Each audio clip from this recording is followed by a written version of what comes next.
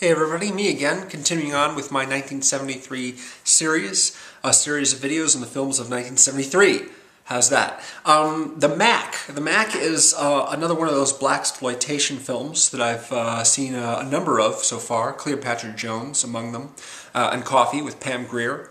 And this one actually is quite a lot like Black Caesar, in that it involves basically the main character's professional criminal. He's trying desperately to keep his position, acquire more power, keep from getting himself killed and what have you. The director is Michael Campus, who directed not too many movies, about 6 or 7 of them, one of which was The Christmas Cottage with Peter O'Toole.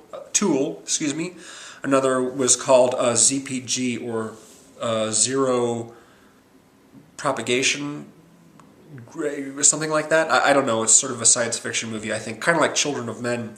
Had Oliver Reed in it. So really not familiar with his work. Haven't seen anything else that he has done.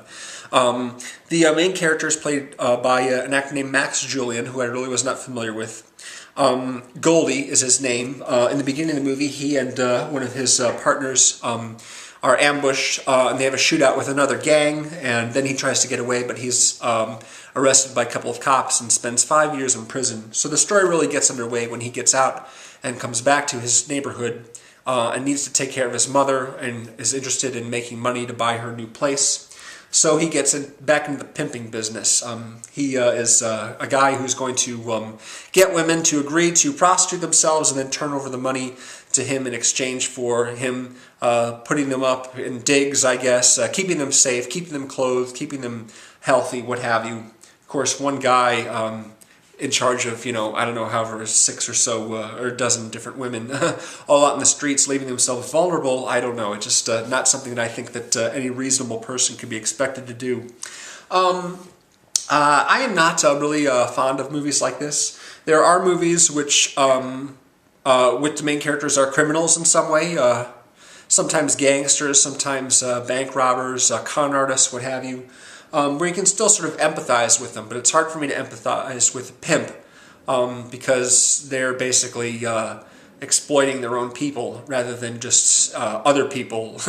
I don't know. Yeah, I've never seen Hustle and Flow either. Just never anything that appealed to me. I'm not interested really in seeing a guy like that achieve his goals. I'm not invested in that whatsoever. So I come to this movie with something of a disadvantage. It's something that I'm prone to dislike no matter how well made it is.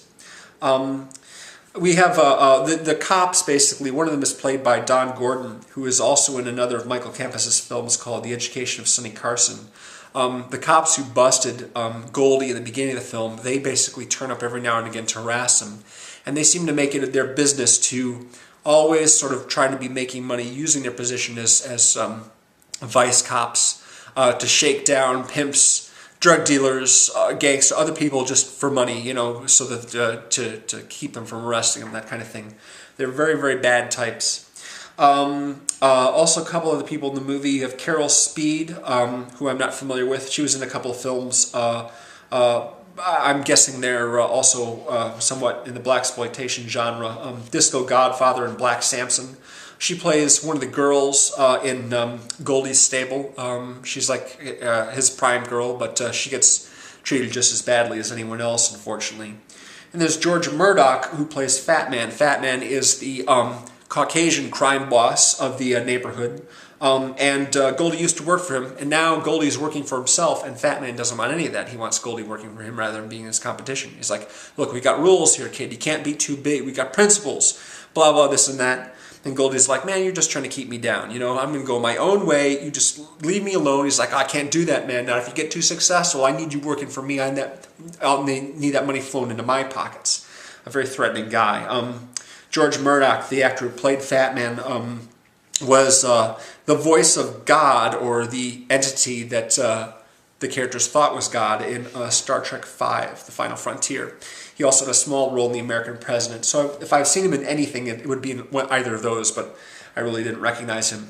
Of course, the biggest star in this movie is Richard Pryor, the famous stand-up comedian who went on to be in a bunch of comedies, like several with Gene Wilder, plus The Toy and Brewster's Millions. and just very, very well-liked comedian. And this is, of course, one of his early parts, but it's not that significant a character. He's basically Goldie's partner. But he isn't as significant as a character as a lot of the other people in the film. So Goldie, he's doing what he can to make money. Sweet talking all of his ladies to make sure that they're loyal to him. Fighting off rival gangs, competition, that kind of thing. At one point, there's actually sort of like some sort of award show for pimps. It's crazy. They all arrive in fancy cars, and there's this whole ballroom when it takes place, and they have runners up, and then finally Goldie is like the winner of the award or something like that. I'm like, what is this, huh? I mean, honestly, how can they do that? How can they have an award show with like news cameras outside for pimps? These guys are doing something illegal. It's ridiculous. I don't know. They use all sorts of euphemisms for pimps, The award is not called Pimp of the Year. It's called something else, most stylish or something like that. They're all wearing their big fur coats and funny hats and everything like that. Man. Anyway, yeah, so I found my mind wandering a lot during this movie, just sort of wondering how I could justify admiring anything like this, a story like this. It's something of a morality tale. It's not like the main character gets away clean with everything in the end and lives happily ever after.